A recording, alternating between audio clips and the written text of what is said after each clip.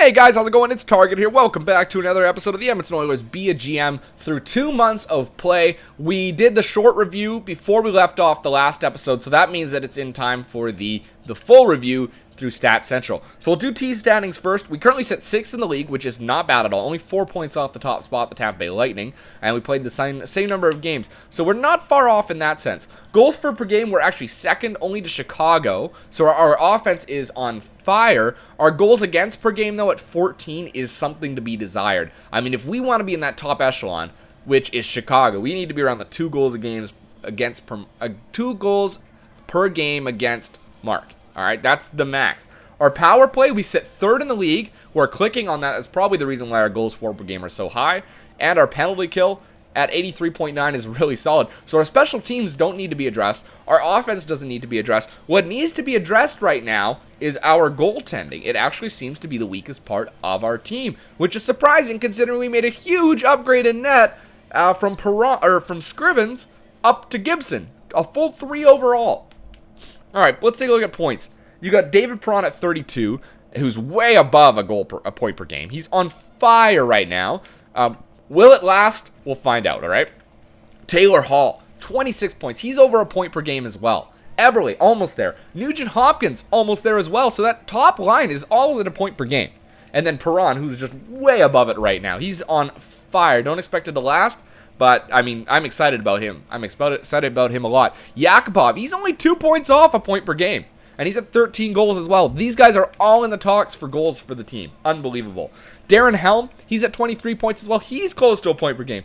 Schultz and Hedman, 17 points apiece for these boys. They're doing their job. Clefbaum at 15 points. He's doing his job. Zach Smith on the 4th line has 8 points. So you can see the drop off. The top 6 are getting it done. The bottom 6 are shutting things down. Now, the plus-minus will tell a huge story. Look at Darren Helm, Yakupov, and Perron. They lead the team. Hedman, Marincin, Schultz, Gordon. Who's in a minus right now, then? You got Nugent Hopkins at a minus and Eberle at a minus. So the top line is not doing really well. Not doing that well at all. But you know what? Our penalty kill's fine right now. I don't want to change anything around. If those kind of numbers are occurring and we're still scoring, then the problem is defensively. The problem is defensively at 5-on-5. That is our issue. All right, let's sim a month. Let's see what happens here. We're going to kind of gauge things as we go. We had a couple wins right off to finish off the month and another win there. So John Gibson keeps them to 2 in that one. And that's something he's got to do more of. We can't win all these games by scoring 10 goals. Well, apparently we can. We keep consistently doing it. But we need to keep producing at a clip that or Gibson needs to keep producing at a clip that, it's average. You can let in 4 goals, 5 goals every now and then. I'm okay with that. But when it's consistent and you're forcing the offense to go crazy, you're really pushing your luck. Because that kind of stuff never lasts. See, there's a 5-1 loss, and the offense couldn't keep it up. But now I want Gibson to follow that up with a huge win. I want him to shut him out or 1 goal against, stuff like that. There's 4. So 9 goals against in 2 games. Now, we can't say for sure that John Gibson was in net for both those games. Probably 1, but possibly 2. So our team needs to be better, and Gibson needs to be better. There you go. I don't know if that was his win there. And David Perron at 19 goals. He's still not up there for the top. It means maybe, because I see Nugent Hopkins producing a lot, maybe Hall is creeping up there. Maybe even Yakupov is starting to score a little bit for our team. So, like I said, you really don't know exactly where you sit. I mean, yeah, Nugent Hopkins he's getting like 2 points per game at this point. Scout assignment. We did the OHL. Couple top 10s there in the United States. The OHL top 10, tons of first rounders in the OHL. The Q, I'm going to check the United States. I'm going to just do 2 weeks in the United States just because there's only the 2 good players there. And then after that, it kind of drops right off. We have no first rounders, just 2 top 10s, and then it drops to second rounders. So, a 3-2 loss. That one comes in overtime, so I'm not too upset about it. Another 3-2 loss. That one comes in regulation. But you see Nugent Hopkins has gone from this month had 22 assists. Now he's at 29. David Perron had 18 goals, and he's only at 19. He's added 1 goal. So, what's Taylor Hall doing? Is he sitting at 18 goals now? Is he sitting at 18 goals? Had 3 goals this month? It's been a very slow month in the goal-scoring category. We've lost a few games by quite a bit, and it makes you wonder. We're going to have to take a quick look here to see. But David Perron's I knew his scoring would drop off eventually. It had to. I mean, there's a goal there. That was a loss in regulation. But, you know, he still scored in a losing effort. It'd be nice if he was scoring in a winning effort. Maybe this last game, Nugent Hopkins get 30 assists and Hall can take over the lead. Oh, we won, didn't we? Yeah, we won 4-3. Nugent Hopkins didn't get an assist. Perron got another goal. Same percentage of goals against, still not up there. I don't think that we're going to be up there at all this season. It scares me a little bit to say that. Wins, John Gibson sits in second behind Carey Price. Points, we're not up there anymore. All right, doesn't mean we're under a point per game, but we're not up there anymore. Assists, Nugent Hopkins is up there, and goals, we are not up there anymore. Standings, we're top of our division, and first in the league is actually the Chicago Blackhawks at 55 points. So we're not far off of that either. We're only 8 points off. So we could still get there. Let's do another month here. We'll get through the All-Star game, and let's see if maybe Taylor Hall can start to show his stripes here. He tends to be a bit of a late starter for our team. You know, he always has been. All right, scout assignment. He always finishes the year with top honors, it seems, though. Tons of firsts in the O. We scouted the United States. We got a better idea of them. The Q's got a couple first-rounders. Nothing in the German league. A couple of second-rounders there. A couple first-rounders in... you know what? I'm going to scout the SHL here. Let's scout there for 3 weeks. A couple first-rounders and a good second-rounder there. All right, that'll pretty much bring us to the end of the month, I think. All right, so here's Chicago. They're the best in the league. So if we can win here, that'd be fantastic. A huge win against the Chicago Blackhawks. A 5-1 win against the best team in the league. That's the kind of wins we need. That's the kind of performance we need up and down the lineup. John Gibson, from John Gibson up to Ryan Nugent-Hopkins, everybody needs to produce, and they did there. They absolutely did there, and then we lose 3-0. You know, these things happen. You're going to have games like that. I'm not worried about that. It's about consistency, though. You know, Gibson, after losing 2-0, 3-0, continue, I don't care. After losing 2-0 or 3-0, you need to bounce back with a good win where you keep all the pucks. There, shutout for Gibson in a 1-0 game. One of the hardest games to win.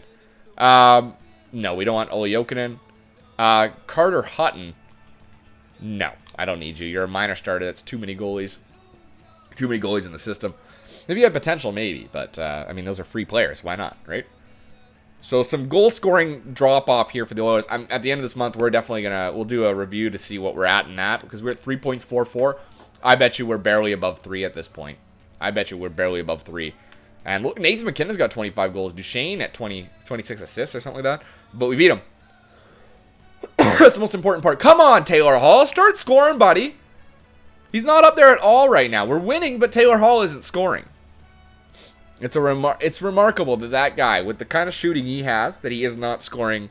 He should be at 30 goals at this point, because we played how many games now? Like 40 games. More than 40 games, and he's not even at 30 goals yet. All right. Today is the All-Star game. Would you like to stop the simulation to play the All-Star game? You know what? Yeah, let's take a peek. Let's do a quick peek here. Let's take a look at the West. That's where we play. You got Kane, Getzlaf, Perry, Sharp, Sagan, and Neal. Kane, Pavelski, and Perron. Perron's up there. And we got Monahan. Nathan McKinnon is 91 overall, and Shikarik 82. Goalies, John Gibson is up there, believe it or not. So, I guess we did... we didn't take a look at D. We probably have some defense in there. Keith and Doughty, Barry and Shattenkirk, and Yandel and Spurgeon. So, no, we're not up there. So, only good John Gibson's in there, which is surprising, because of all the players on our team that are playing well, he's not playing the best, that's for sure. He's playing okay, but he's definitely not the best. The fact that he went to the All-Star game over Ryan Nugent-Hopkins, or even, well, I mean, David Perron. I guess, sorry, forgot about David Perron. Over Ryan, like, there's no Ryan Nugent-Hopkins in there. That's remarkable. And there you go. Perron got 2 goals in that game, so maybe the All-Star game, like, fueled a fire under his ass. He's going to have the best year that he's ever had at this point, and that goes without saying. Those 2 top 10s in the United States. We checked the SHL. Okay, so you got a good understanding of what's going on there. A top 10 there in Russia. All right, let's check Russia. We'll check it for... Oh, no, forwards. Check you for Russia for 2 weeks. That's what I want. 2 weeks, and then we'll check defense. All right. First. All right, let's win the last couple games here, okay, guys? I'd like to see Taylor Hall start to take off, because this is going to be a review month. We need to assess things. We need to take a look and see where he sits, because he had about as shitty a month as Perron did. And oh, wow. Korpakowski for a second in Mraz. No, it's okay. We don't need to add that. All right, Tampa Bay and New York Islanders to finish off the month. 3-2 loss. That one comes, I don't know if that was overtime or regulation, but look at Nugent Hopkins. 36 assists, man. He's on fire. We should almost put Perron on that top line. See if he clicks. And we finished off the month with 4 losses in a row. Jesus Christ. Offense was non-existent. Goals against average, not up there. Save percentage, we are. Goals against, no. John Gibson's is second for wins. Points, we aren't up there. Assists, we are. Nugent Hopkins is in 6th. We're not up there for goals. Standings, we are top of our division, and we are only about 4 points off of the President's Trophy, which is Tampa Bay. So we are very much in the talk here. It could happen. It could happen. Let's take a look at stats. Let's take a look at team standings. We'll do this one first. So we're 5th in the league. We've gone up 1 position. Our goals for per game dropped dramatically there, down to 3.06. Our goals against per game at 2.62 is still pretty good. Power play has dropped. That's probably the reason. 20.7. We had such a good start on the power play. And now our penalty kill is still really strong. 7th for our penalty kill. So that is nice to see. Let's take a look at player stats. I'm really interested in Taylor Hall at this point. It's been 2 months since we've looked, and he has not moved at all. All right, Halsey, what do you got for me? All right, so Perron at 49 points. He's under a point per game. Nugent Hopkins under a point per game. Hall's at 21 goals and 19 assists. He's at 40 points. He's not having a very good year. He's not even going to get 80 points. I mean, last year he had 87. This year he's not even going to get 80 unless he has a fantastic finish. Yakupov is doing really well. He's at 43 points. He's going to have a career year. Perron, we know he will. I mean, he's already only like 13 points off of his record, and he's still got 32 games left to go. He's going to get there for sure. Nugi, yeah, he's not going to get there either. It's just the nature of it, it looks like. And Eberle's only at 35 points. He's having an absolutely horrendous year. Horrendous year. He's not even going to get to 60 points. I'd be very surprised if he got to 60 points. All right, Victor Hedman doing great. 30 points for him. Not as good as last year, but pretty good. Justin Schultz at 24 points. He might get there. I doubt it, though. Clefbaum, this is his best year, for sure. I mean, he only had 16 last year. This year he's already at 24. He's a goal-scoring machine. Justin Ablegator, 17 points. Last year he had 26, so he's going to have a great year, too. Marincin, he's at 16 points. That's about average for him. He's on pace for have a better year. Zach Smith, he's doing good. He's going to have his best year he's had in a while. Mark Fane, 12 points. He's doing pretty good. Plus minus is solid, which is nice. Actually, it's funny. The plus minuses have completely reversed. Helm, Yakupov, and Perron are our best line. And then our worst are Nugent Hopkins, Eberle, and Hall. And Horak, who plays on the 4th line, who really shouldn't be there. And like our 4th line and our top line are the worst in terms of that. That's brutal. I don't know what to do. I don't know what the problem is there that we're giving up so many goals on the top line. Their defense is just shite, apparently. All right. Maybe we need to find a good two-way forward to play that top line with Hall and Nugent Hopkins. Get rid of Eberle. That might be our only solution. All right, let's move forward. Another loss. Jesus Christ. Another loss. 5. Count them. 1, 2, 3, 4. 5 losses in a row for the Edmonton Oilers.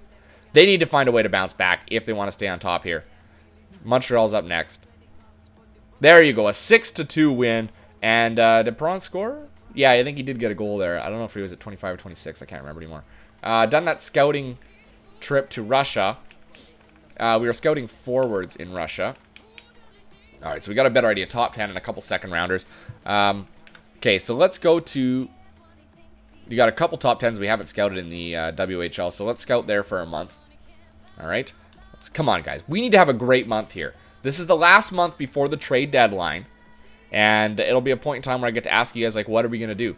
You know, it's a very confusing situation. Our top line, our best players, are not our best players. It's our second line, the one that I was questioning at the beginning of the year. I said, Darren Helm, you know, he may not be the guy for us. But look at him. He's at a plus 24 right now. That's a phenomenal plus minus for him, considering that's like the reversal that he had from that. You know, so, and here's Pittsburgh. Come on, guys. 5-2 loss. Good God. It makes me wonder how well we're going to do in the playoffs. It really does. I mean, if David Perron's a good player, is he your best player? No. You got a 91 overall sniper in Taylor Hall, and you are struggling for him to find the back of the net. Another loss. And no doubt in my mind that it's the top line. But what do I do? What do you do to switch things up there? Do you switch Perron and Hall and give Hall the minutes with Helm? Is that what you do? Or is it Nugent Hopkins the problem? But these are guys that should be producing. We're at the top of the standings. Not for long, considering the way we've been playing. Thank God for David Perron. I don't know what we'd do without this guy. I don't know what we'd do without him. He is carrying this team through with 31 goals. He scores a couple goals at a time, which is fine with me. And he comes through at big moments. And we lose. That's all we do is lose. The Edmonton Oilers are just in the shitter at this point. You have no idea what's going to come. We win against Pittsburgh, which is good. But we need to consistently win against every team. Here's Detroit. If we want to win the President's Trophy, which I don't think will happen this year, there's a loss in OT. We got one game left. Tell me we can at least win that last game. Please, God, win the last game against the Flames. That would be fantastic. I don't know what they're like. They're not much worse than us, but we're not better than we lose. Fucking Christ. Gibson is up there for goals against average and save percentage, believe it or not, at a 918. Assists or wins, we're up there. We're number one. Crosby's up there for points. He's a number one guy, but we're not up there. Assists, we are up there barely at 7. Team standings, we currently at 73 points. We're way off of the President's Trophy right now. We're 8 points off. That gap has spread big time thanks to that month. It's trade deadline time, guys. It's trade deadline time. I got to look at Stats Center. I got to look at player stats again. I got to see what the fuck's going on with these guys. I don't know what to do with that top line now. They're not producing at all. Nugent Hopkins is, but Hall is not. Hall is not. Neither is Eberle. You know, Hall's at 50 points in 63 games. Nugent Hopkins is at 57 points. Do I switch at this point Perron and Hall and see what happens? They shouldn't be. That shouldn't be the case. But Hall's shooting percentage must be way down. That's at 11%. Perron's at 19.75. That explains a lot. Hall is not shooting very well. 11%. I mean, there's probably a ton of players that are way better than him in shooting. Like, you've got, in terms of guys that are shooting, like, look at, in terms of shots, or shots taken. Hall has taken 221 shots. That's probably the most on the team. Yeah, he shoots a lot, but he doesn't score. After that, Victor Hedman, Nugent Hopkins, Perron has taken 162 shots. I don't know if we switch it up, man. Maybe we try it out. You know what? Let me try it like this. I'm going to try this. Coaching options. Edit lines. Let's give it a shot. Let's try putting David Perron on the top line with Nugent Hopkins and Eberle. Let's see if it helps. Because Nugent Hopkins is producing. But maybe Hall, Hellman, Yakupov might be a nice combo too. We'll see what happens with that tandem. I don't know. We'll see. It's going to be interesting. Now, trade deadline time. Where do we need to make adjustments? Where are we lacking in this roster right now? Roman Horak is not the best option there for that fourth line. You've got a bunch of grinders that are designed to shut things down, and they're doing just that. But Roman Horak sticks out because, I mean, he's got 17 points. I guess that's not bad. It's his best NHL season. It's not bad, but it's not the best plus minus. Maybe we keep him up here. Maybe we don't change anything. You know what? This might be the year that we don't change anything and just pray. Just say a little prayer and see what happens, you know? That may be the best opportunity for us. I do want a quick look at, where's progress reports? Is it under GM options, progress reports? Yeah, it's under GM options. All right, if you look at modified, Taylor Hall has actually had 11 attributes modified, but he's doing a terrible job of scoring. Justin Schultz, he's actually gone up to an 86. He was already there, sorry. Has had 11 attributes modified. So is Nugent Hopkins had 9. Hedman's had 5. If I look in AHL, we got Braid and Grop. It looks like Draisaitl hasn't done dick all this year. No attribute modified at all. And we can't look anywhere else. But Grop hasn't gone up. It looks like Braid has, so that's nice. Ryan Grop, that power forward we picked up. And Matthew Ford, he's actually dropped in overall, but that's fine. That's fine. That's okay. All right, I guess modified could be going down, but he's green. Oh, there you go. Slap shot power went up +2. Oh, wait, hold on. Let's just... Okay, view it. +2 in puck control, +1 in offensive awareness, +1 acceleration. Speed is at 96. Physical category, 84 for durability. And then look at the defense. His face-offs at 86. He's doing well, too. Nugi, he's gone up +1 in the slap shot and wrist shot, or slap shot accuracy and power. Everywhere here. Look at his passing and puck control. Hand-eye is unbelievable. Senses have not gone up. Skating has gone up a little bit. Agility's up a little. Physical, no. And he's gone up 1 in face-offs. Justin Schultz, he's gone up to 89 slap shot power and 83 accuracy, more deking, more puck control.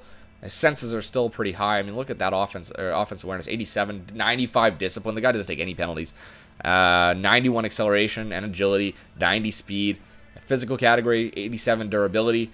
And defense, he's got 86 defensive awareness. So he's doing really well. But do we make any trades at the deadline, guys? That's the question for this episode. So let me know down below, okay? Let me know down below. Until next time, I'm Target Audience, and I'll catch you guys out on the ice.